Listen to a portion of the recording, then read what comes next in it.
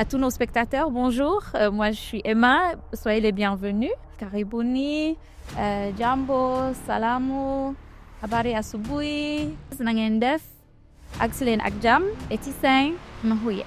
Just having a certificate from a UK institution alone does not mean that you're employable. Sometimes people get back and they feel a bit lost. What additional opportunities did your university offer you? What are the things that you think you've added to your CV in that year that you were there? Yeah. Beyond just a new line in education. Be aware of yourself. Mm-hmm. Like, know who you are. Know what it is that you're looking for. Yeah. Because when you do, it's so much easier for others to help you and help you. If you see an opportunity that you seem like, this is what I want to do, be clear on your goal and go for it. Learn to manage your time really well. This is TINE Africa Podcast.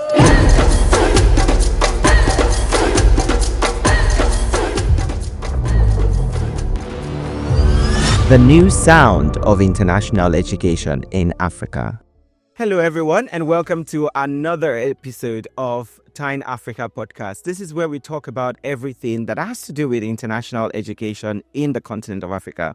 We say that this is the new sound of international education in Africa, and we mean that with every sense of it, because this is where we talk about from student experiences to alumni activities to what organizations, agencies, universities, institutions are doing to improve the quality of and access to international education that students are having. So today I have an amazing guest, and I'm going to have a very wonderful conversation. I'm very excited for this one because this is someone I've known for a very long time, and I've had the privilege of working with for on different projects, on different activities, met at several events.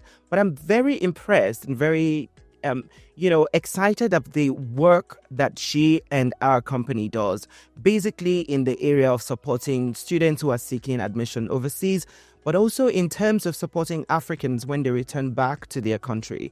So today in the conversation, we're going to be talking about alumni in focus. We're going to keep alumni in focus, basically to talk about what impact international education is having on student experiences when they return back to their own countries. And basically because we want to ensure that we have an understanding of, the importance of what we do, but also how are students tapping into the opportunities that are available to them when they are on campus, and how are they tapping into these even post-graduation. So today I am joined by the amazing Emma Tarrant Tayou, who is the director at Graduate Guardians Group, G3 Africa for short. Emma, very nice to have you here. Thank you so much for having me. Good morning. Good morning, or afternoon, or evening, whenever we further. Wherever you're listening to us from, yes. Exactly. Yes, thank you for having me. I'm so happy to have you here. People would like, when I said that I've had the privilege of working with you or joining you in activities, it's not just in terms of G3 Africa, it's from way back from your previous work and all of that. So let's start with a little more introduction. I've only done director G3 Africa. So tell us a little bit more about yourself and what you do. Okay, thank you very much. So for those of you who don't know me, I'm Emma. For a very long time, people knew me as Emma Nottingham because I worked for the University of Nottingham. That's what I still save your number. However, since 2022, I'm Emma Not Only Nottingham, so working with students going to study at a broad range of different universities, and also working with alumni.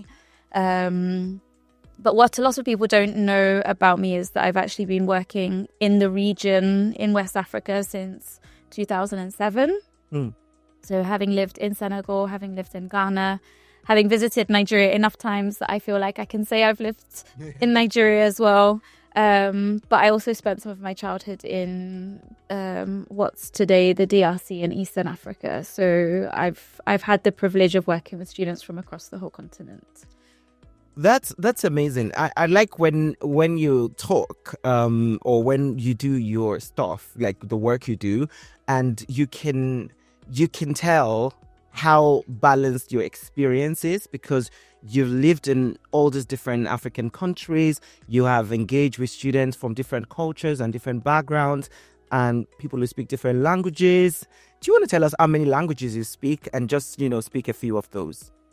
As a true linguist, I wouldn't want to say that I speak so many languages because I only speak a few words of each different ones. That'll do. But professionally, I work in both English and in French.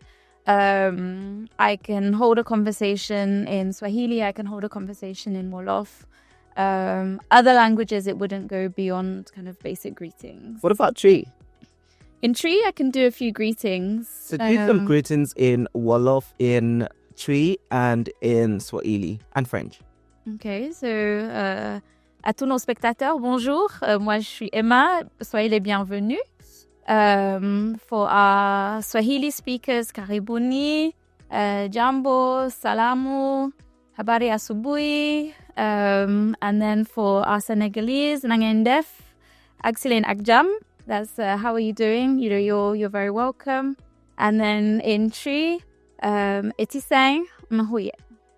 Good stuff. I'm just here, just grinning from tit to tit, because I've been. You want me to add a baoni as well? That's amazing. That one, you're just being nice now. You're like, yeah, even if you don't understand like the 4 past or 5 past languages, maybe you get baoni. Well, I do. It's interesting because I've learned French like too many times. There was a time that I started doing French beginners when I was studying in the UK, right? I got onto the language course, and because I'd taken beginners French 2 times before, I had overflogged or like overestimated my capacity. Yeah. And so I registered for the intermediate class. And we got to the class, the first class, I did not understand a thing. So I thought, yeah, maybe everybody was just showing off. I went to the second class. I had no idea what was going on. And I demoted myself to beginner's class again. Now it's been Duolingo for the save. And I hope that someday I can, communicate in French. Oh, I'm sure you will. When we get you into one of the Francophone countries and there's an immersion, yes, it will come. Yeah, let's do that. Let's absolutely do that.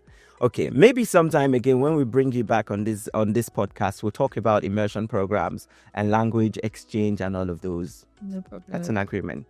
Today, we're going to be talking about alumni. We're going to be talking about student experiences on campus and how that has also impacted on their experiences when they return home, and how these experiences and the activities they're doing are also impacting on the continent.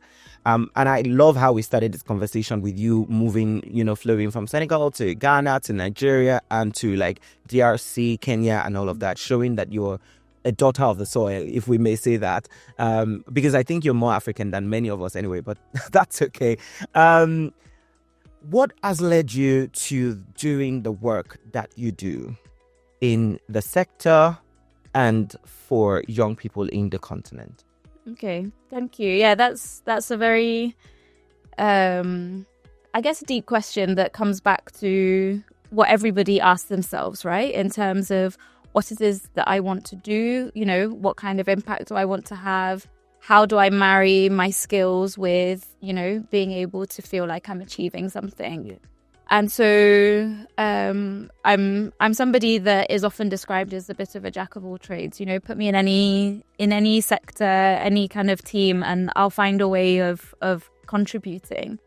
But I had a conversation with a friend a few years back, and I kind of said, actually, what brings me the greatest pleasure is when I've been able to bring people together, or when I've been able to share information with somebody that they can then say, actually, you told me about that particular opportunity. I went for it and now see where I am. Yeah. So that for me kind of brought me to the tagline of the company Graduate Guidance Group that we use, is kind of connecting people and opportunities. So the idea is, how do we make sure that you can bring people together, not only so that they network and find out through each other about things that are going on, but also to share all the opportunities that do exist, whether it's for study, whether it's for scholarship, whether it's for work, whether it's for personal development. So how do we act as that intermediary to bring those different things together? So that's kind of the underlying kind of drive for what we're doing. Yeah, and that's incredible because I like, when I have conversation with people and I say to them that we work in a sector, the international education sector, where the opportunities or the possibilities are endless. There's so many things that we can do, beyond the marketing to guiding students, which is amazing. It's an important part of the work that we do because we help people, get clarity on what they want to do, who they want to become, and how they can actually get from one point to another. Yep. But beyond that, there is so much more that we can do in terms of, carving a niche for ourselves, doing something different, and like you said, making sure that our impact is felt in the industry.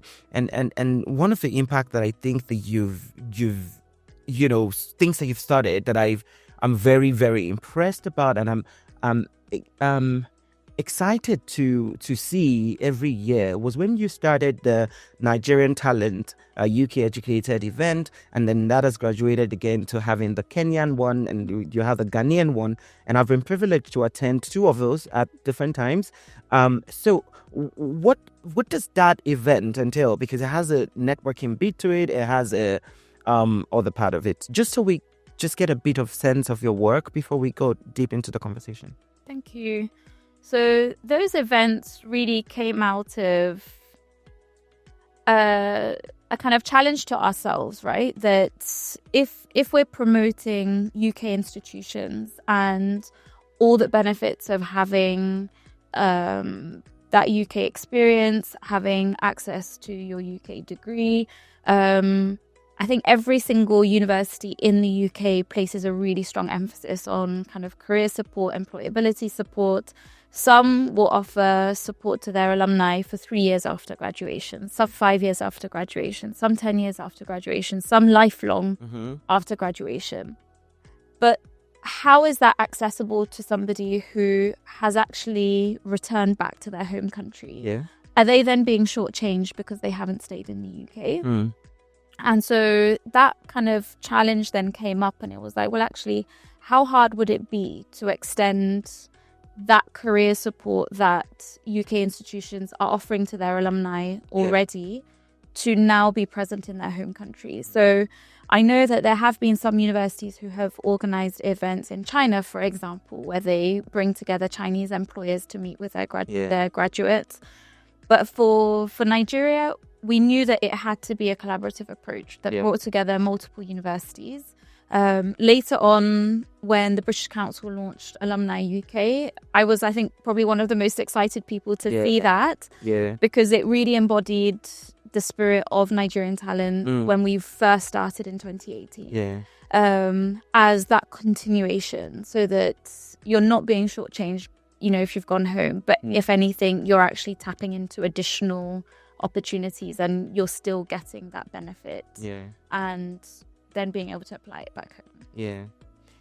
Well, that's a very good part. I mean, your response is amazing, because it's very interesting when you see the work that you started and growing, and then people building, whether independently or off of that, because then you can also collaborate, you can also co-create, and I think that's really great. That's what we really need to have in the sector. So great stuff. Thank you for sharing that.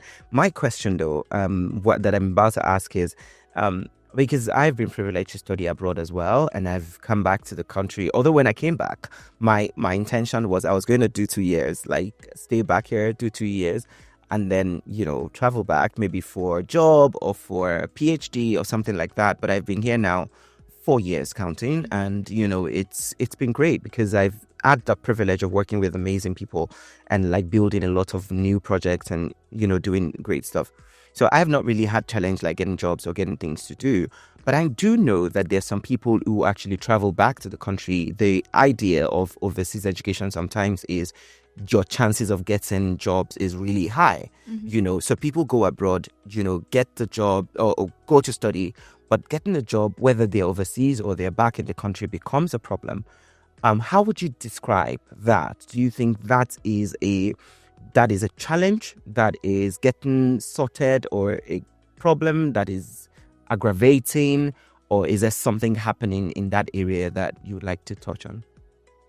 Okay, so I would definitely say that yes, sometimes people get back and they feel a bit lost. They look at jobs boards and they kind of think either I'm not qualified enough for the very senior position and I'm overqualified for more of the entry positions. And in some cases, it is just a question of understanding how the hiring practices work. A lot of companies don't necessarily directly advertise their roles. Because they'll go that's through the power of networking, building good relationships and networking. Yeah, I think that's a very, very important one. Please go on. So there's accessing and knowing about roles potentially that aren't advertised at all. But also sometimes we also see companies are using intermediaries, third parties, to do their initial shortlisting. Yeah. And if you don't know that that's what's happening, then you could overlook some of the HR firms and just think, okay, actually they're not recruiting for people like me, whereas in actual fact they're really hungry for talent like you. So not only is networking important to kind of find out, oh, actually, I got my job with this firm, but it was this company that actually did the initial recruitment process. Yeah. Or have you even heard of this company? Yeah. And sometimes there are some really amazing employers that until you come to an event and you see that they exist, you wouldn't even know to look for them. Exactly. So I think the experience that we have is that employers are hiring. Even in Nigeria today, even in Ghana today, even in Kenya today, we met employers who said, we're really looking for strong candidates, people that have had an international experience. We're very interested in meeting you. But our Ghanaian event recently, we had a speaker who kind of said, just having a certificate from a UK institution alone does not mean that you're employable. Yeah. You need to be able to have those soft skills. You need to be able to know how to promote yourself. And so I think it would be good for you to kind of share, whilst you were on campus and you were studying, was your UK experience limited to going to lectures and that's it? Because I think if you go and you limit your experience to, okay, I've paid my fees and I have 10, 20, 30 hours a week of lectures, tutorials, you can't only stop, with your classroom hours. Yeah. How do you take advantage of every other thing? So I'd love to know from your experience, what additional opportunities did your university offer you? What are the things that you think you've added to your CV in that year that you were there? Yeah. Beyond just a new line in education. Good. That was a very good question. So I am just like you, a jack of all trades, and I'm a workaholic. People who know me know that. Some of them are behind the cameras. But one thing is that when I was going to study, right, I was desperate for a lot of opportunities. I knew that, going abroad to study, and I went abroad to study on a scholarship, as you know, and going abroad to study on a scholarship comes with like double pressure, even though it doesn't look like it is. But, the fact that you've gone abroad to study, you come back, people expect you to be, extra, professional, extra knowledgeable, just carrying on the torch of some sort. And again, having gotten a scholarship, people expect that you also have to be so brilliant, at everything that you do. So, but I was also intentional about traveling. I wanted to travel to study, but I also wanted to visit places. So I was attending networking events. I was participating in programs across, the country that I was studying in. But apart from that, I made sure to tap into the opportunities that were available on my campus. I talked about language earlier.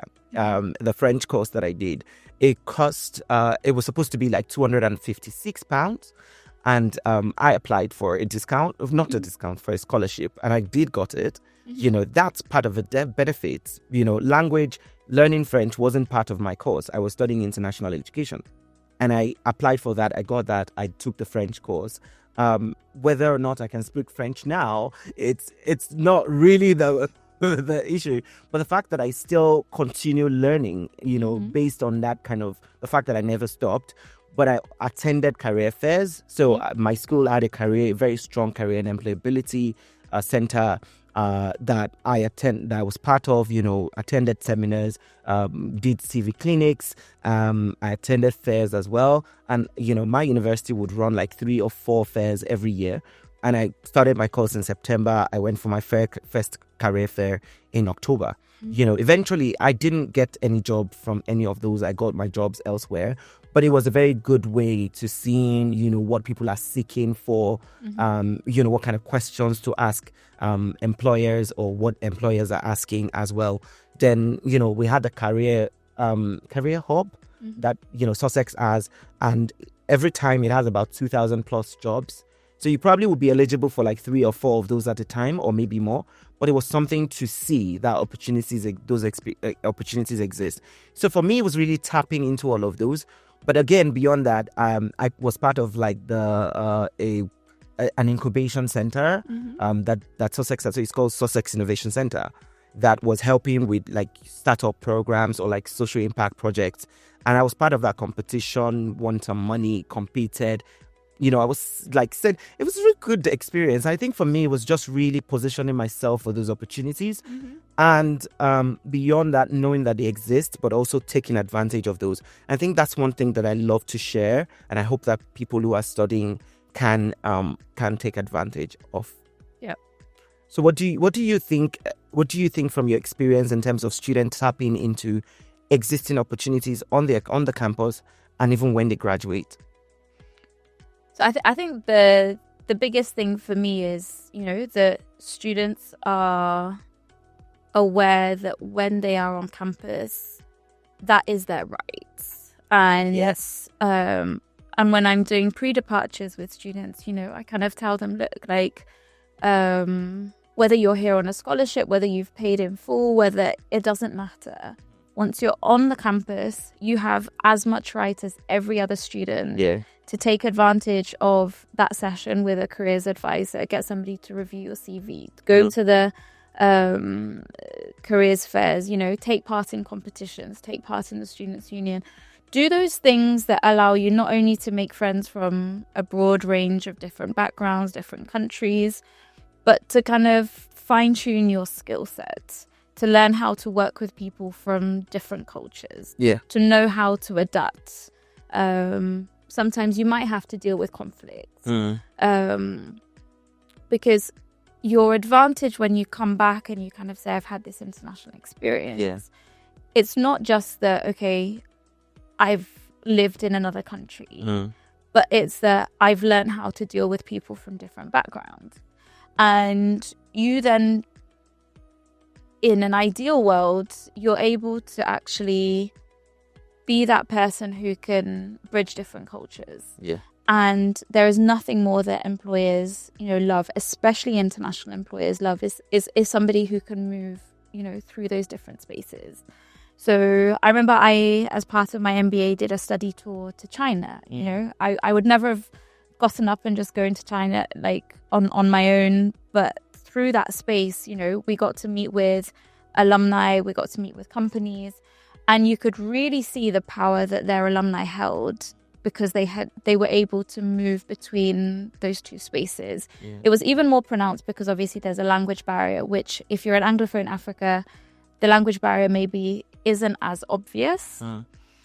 But even still, communication in the same language, there are different ways of communication, different styles of communicating. And when you're able to move between those different spaces so seamlessly, you become very, very valuable to employers. Very, very valuable. So I think my challenge is always, soak up every experience. Learn to manage your time really well. Again, if you're looking at those really lucrative, sought after jobs, you are going to have to be on your A game in terms of managing time. Yeah. And so those are all the skills that, it doesn't come as part of your certificate, can manage time well, can communicate with different people. But those are things that will definitely help beyond the certificate. Yeah. Show in your interviews, when you're on probation, when you're in your roles. Yeah. That will help you with getting the kind of roles, the promotions. That's beyond obviously any kind of technical knowledge that you have gained. Even in terms of like, even if you can't write in your CV that you've you can manage time well, like sometimes you can, like when you list your how do they list that in CVs these days, like or key objectives, or like I can't even remember, but like there's some things that you can list in skills, professional skills, personal skills, and all of those. But I think sometimes when HR managers, like company owners, like can see in your CV that you can say that I was part of this event, I was part of this project, and I won this award, I got this recognition, and they could still see in your grades that you were doing well. Yeah. Somehow you can tell that if this person is able to blend or manage all of these things together and still do well, then they probably have the skills, I mean, you can like infer from those. So my question, well, not exactly a question, is really about, the challenge that people have in terms of processing. This person can do all of these things, has these good grades. I have to do it. Do you think that has to be the case? Like, does everyone have to attend, get involved in volunteering and speak languages and get awards and all of that? Because I want us to be able to balance that kind of conversation, because some of us have the grace to do many things and do it well at the same time. Sometimes we get fact out, but we still do well. Do you get what I mean? But how do we balance that time management, personality, but also ensuring that you're still keeping your mental health? Yeah. No, I think at the end of the day, your classes and your academic record, will be your primary responsibility. But what we also know is that when you take a break and go and play some sports, or when you take a break and, I don't know, join a choir, or you take a break and go for a games night, you will come back refreshed and you will actually do better in your academics. Even if you're taking some smacko.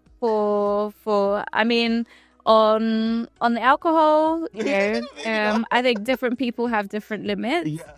And it's important to talk about that, that people also know their limits with everything. Yeah. And I think everything in moderation. Yeah. There will be many people who will be sat in a library close to tears thinking, why am I here? Why am I far from home? Yeah. And if you push yourself too hard on the academics, then, you can burn out. And so make sure that, you actually schedule time that is social, that has those indirect benefits of having friends, networks, that is kind of personal development, kind of more related. That's like, okay, I'm going to make sure that, once a month I do at least 2 hours, 3 hours of an event that is scheduled by the careers team, and just being intentional about it. And I think when you go in eyes wide open, knowing that, okay, at some point I will feel homesick, or at some point I will need to balance, then you can schedule and you can plan for it. Yeah. And at the end of the day, there is not a single person who can tell you that I'll get there and I'm not going to have a moment of doubt or a moment where I'm not really clear about what I'm doing. Yeah. And that's where British universities, I think, have done a really great job of making sure that there is a lot of support available. I always tell people the universities want you to complete and graduate as much as you want to complete and graduate. Yeah. And so if something is too much, don't wait until you've submitted and your results have come back and you've scored really badly. Make sure that you talk about, what those challenges are in your studies, so that you're able to access some support Yeah. as well, so that you can really have that full enriching experience. Yeah. Where you can say I've thrived academically, but I've also added, so many other things that I didn't have before I came, in addition to the certificate that I've collected. Good. Yeah, I'm so happy that you touched on a lot of things, beyond just, even though we're talking about alumni in focus and, impacts and stuff like that. I'm glad that you actually touched on, those support services that exist on campus. Even though, like, I've talked about, like, career fairs, CV clinics, all of those ones. And you've now talked about, like, student support services and welfare and all of that. I'm very glad that we've talked about that. One question that I want to ask is majorly around impact. And how do you think that student experiences, like when students travel abroad, and by abroad, I don't mean like it doesn't have to be in the UK or US or Canada, when they've left their country, maybe from Nigeria to Ghana, or from Ghana to South Africa, or Kenya to Morocco, like, how are those experiences also leading to impacts in their home countries? Like, do you think that there is any special benefits or relevance of traveling to other countries to study, especially when they're back at home, to them personally and to their countries? So I on a personal level, I know I'm a big advocate that everybody should have the opportunity to experience time outside of their home country. Yeah. And for a lot of English students, that would translate in going to France. For a Nigerian, you might kind of think England, France, like, yes, aside from the language, is there actually any difference? Yes, there are differences. Yeah. And the same thing, if you're traveling from Kenya to Nigeria, from Ghana to South Africa, you will find equally that there are differences. And I think everything that connects you, that challenges you just to understand others better, is always a positive. And then the other thing that people always say to me is that sometimes when they come back home, they're like, actually, I didn't always appreciate everything that I had. And I've seen things that have happened elsewhere, and I'm wondering why can't I do that in my home country? So you're able to gather ideas. Sometimes people come back and start their own businesses. Yeah. Sometimes they become, their own kind of thought leaders. They challenge the status quo in a way that if they hadn't have experienced, just somewhere different, they might not be as engaged or as passionate about making a difference in their home countries as well. And so I think that's really, really to be commended. There's he's also a Chevening alumni who studied, I think, back 2006, 2007 or 2005, 2006, Ghanaian called Nana, and he wrote a blog called Why Sweat Elsewhere. And I always find that a really thought-provoking piece, where he kind of says, I can go and work somewhere else. Do you have a copy? I can find it. Yeah, it's online. Okay.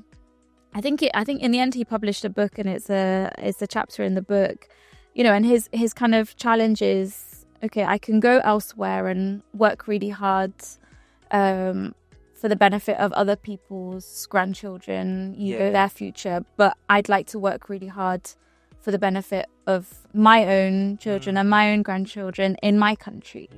So it's always really interesting to kind of see how that can kind of push that drive to be able to make a difference in your home country. And I know we've not used the word, but there's that conversation about brain drain, brain gain. There are a lot of members of the diaspora who perhaps initially went to study who are interested in coming back to the continent. So it's a really interesting conversation, and where universities can link that conversation together with their alumni networking, with their career services, I think that can only be but a net positive good. Yeah. Thank you. That particular piece, like you said, I'd love to read it because this might be an unpopular opinion, to be honest, but I argue a lot that sometimes I wish that people work in their own countries the same way they work in these countries, whether they're studying or they finished studying. And the argument about enabling environment is the thing. Do you understand? Like we just all need to get to a point that we realize that everything is not perfect anywhere. There is no perfect country. There is no institution that is perfect in itself. It might be better in some things, in some areas, right? But I always say we should never continue to, compare our weaknesses with other people's strengths, because that is very imbalance. Do you understand? So I agree with you and with Nana on, sweating in your own country. And I mean, hopefully it pays off. Because at the end of the day, you don't also want to sweat and it doesn't pay off. Sure. And hopefully it pays off and you're able to create the kind of results that you want in itself. And for me, I love traveling around Africa, to be honest. I just enjoy, understanding context, understanding how, we could many times say, oh, Africa, these about Africa. Even we Africans do that, not just, when international bodies are talking about Africa. But if you, move from Morocco to Egypt, like even though it's in the north, you see so much differences. Like you move from Nigeria and Ghana. Well, Nigeria and Ghana, maybe the same. But it's very interesting because you leave Nigeria, if you're traveling by road, you leave Nigeria to enter Benin, and you know that you've entered another country. You can tell, right? The only sort of similarity is like the language. Some people speak Yoruba, like almost all through the coast of like Benin. Then you enter Togo, you know that you're in a different country. And then you enter Ghana, it's like you're back in your country. There's like you're back in Nigeria because people are selling stuff on the road and there's a music blasting, it's very similar. I don't want to say the same, but it's very similar. But if you look at it, in comparison to places like Kenya, Nairobi is compared to like Lagos is very similar, but then you can still tell the differences because of culture and all of that. But it's just so interesting, the kind of beauty that we have in the continent that I think we should be proud of. And so when we even come back to our home countries as well, we sort of owe it to our country, but also to the continent as a whole. The sort of last question that I want to ask is really about how can institutions, organizations, and if you have any question for me, please feel free to ask after this one. What can institutions, organizations like yourself or British Council or the Education USA or, of course, the I-Commissions, Campus France and all of those, as well as maybe government and stuff, what can they do in improving the lives of students that either studied with them in their countries or their students or their children children that have gone elsewhere to study if they do come back home? How can we as a collective improve the livelihood and the impact that these people are able to make back at home? So I really believe that, it's not any one single person's duty to solve that problem. If I were to set out to try and find every student that I've placed a job, I might never sleep. But how do you build alliances? How do you build connections? How do you create spaces that allow everybody that's in that space to come together so that it becomes a collective problem in a way that it also becomes a collective solution. So for me, with the Nigerian Talents events, it was a no-brainer to work with the British Council because it's something that they're already doing. There's programming that they're doing that aligns perfectly with what we've thought about, and and we will share and support vice versa, rather than kind of say, well, we're trying to do something very similar. You do it in your lane, I'll do it in mine. Is actually to be to have the kind of bigger picture in mind, and really look out, and you'll find that there are other organizations that are out there that share that same drive. And so don't assume that, okay, it's too big for me to solve and therefore I'm not going to touch it. Yeah. Actually look around and find others that also have that same goal and try and collaborate. Yeah. So that for me would be the biggest thing is, don't write it off. Don't think that I can't do it. It's too big of an issue. We were really pleased to have, the African Talent Company, Brighter Monday Jobberman, supporting our events in Kenya, Ghana, and in Nigeria. Sure. And that, is a kind of perfect marriage. I know there are other organizations that, we're also reaching out to try and see how we can, marry the different things that we're doing. Yeah. So I would say, if we're going to bring it back to the SDGs, number 17, partnership. Yeah, partnerships. Always, always about partnerships so that we're able to really make sure that people have access to work and dignity in work. Yeah. Definitely. Great. I think it also goes back to what you said about partnerships. Not knowing that, every individual, it's not a one size fits all. It's not a one person's problem. So as individuals, we have a role to play. As organizations, we have a role to play. As institutions, we have a role to play. And of course, as governments as well, they have a role to play. I think that partnership sort of brings everything all together and makes it very, very impactful. Any question from me, by the way? So I think for you, really, as an alumni that is back, just, what would you tell your fellow alumni? Are they speaking up enough about what their needs are? And is there something that you think should be done? So the first thing, thank you for that question, by the way.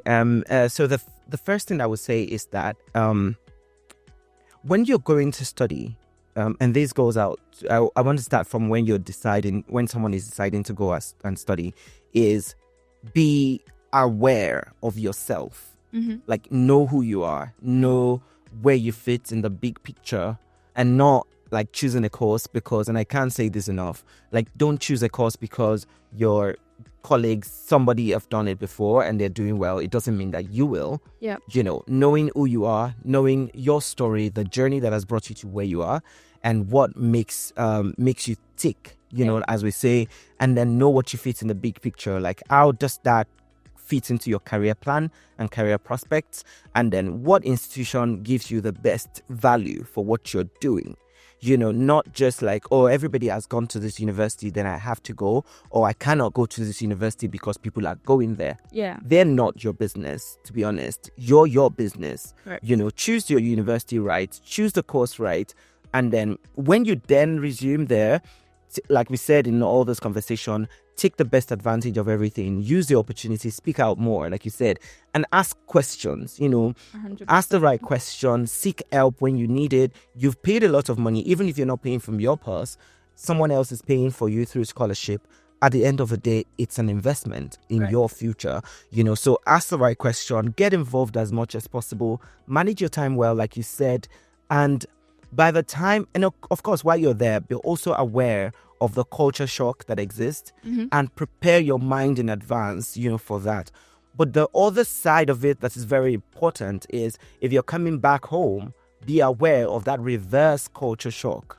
The fact that you cannot go to America, for example, to study and come back to a country like Nigeria or Ghana and expect that everything will be like America. No. You understand? It's not the same. You have to be sure that you're, finding that balance between where you've lived and where you're living. There are some things that you can do to make it better for yourself. Maybe invest in buying a standard computer, invest in data, right? Invest in maybe inverter or solar panels or solar systems. So you have constant power supply if you stay in a place that doesn't have it. Mm-hmm. It will cost you money, but it's really prioritizing those things so that you keep your mental health well and don't have too much expectations. I think expectations sometimes have a way of killing people's potentials. You know, it's not bad to have expectations, but don't have expectations that are higher than the capacity of the people that you're expecting it from. Do you understand? So that's very important. Then I think lastly, what I would say is definitely go for it. If you see an opportunity that you seem like this is what I want to do, be clear on your goal and go for it, because you never try, you never know. Yep. You know, it is when you go for an opportunity that you can tell whether you get it or not. And no is not going to kill you. You know, people will say no. Some people will say maybe. Someone will say yes. And the fact that someone has said yes to you doesn't mean you have to take the opportunity. Yep. I have gotten a scholarship that I never took, and I've written to them to say, oh, sorry, I can't take this opportunity. And sometimes I look at those emails, I go back to read those emails, like, that felt really good, you know, turning down a scholarship, you know, but also knowing who you are and like fitting yourself into it, asking for help and going for that goal that makes you different. I think that's really important. Definitely. Yeah. Thank you, Emma. Know what it is that you're looking for. Yeah. Because when you do, it's so much easier for others to help you and help you reach that goal. Very good. Thank you very much for this conversation. This has been brilliant. I've really enjoyed talking to you, as always. We had a panel like this very recently, right? And I was on the other side. You were the moderator. That's right. Yes. But this has been great. Thank you so much, Emma, for joining. Thank you for inviting me. Great. Keep it up. Thank you. All right. So there you have it. And this has been a very brilliant conversation that I just had with the incredible, the amazing Emma Tarrant Tayou, the director of Graduate Guidance Group. I have to take it easy when I'm saying that. G3 Africa for short. And this is just a very brilliant conversation to talk about young people, you know, Africans seeking international education, taking advantage of the opportunities that are available to them there. And then when they return to their home countries or countries around, also being able to tap into that opportunity to build their capacity to also make impact in their community. And this has been TINE Africa Podcast. I hope you enjoyed this episode.